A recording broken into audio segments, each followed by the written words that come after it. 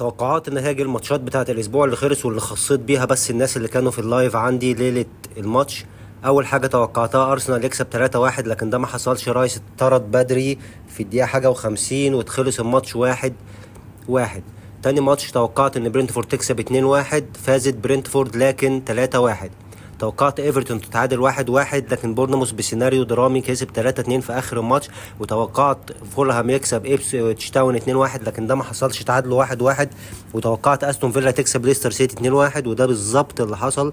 توقعت التعادل بين نوتنغهام فورست وولفرهامبتون، وده بالظبط اللي حصل. توقعت 3-1 لمانشستر سيتي وان هالاند يجيب هاتريك، وده تيبيكال اللي حصل. توقعت ان تشيلسي يكسب 3-1 في ماتش بينج بونج، حصل بينج بونج في اوقات كتير في الشوط الثاني لكن خلص الماتش 1-1. توقعت ان توتنهام يفوز 2-1، لكن ده ما حصلش ونيوكاسل هو اللي كسب 2-1. وتوقعت ان ليفربول يكسب 3-1، كسب ليفربول لكن 3-0.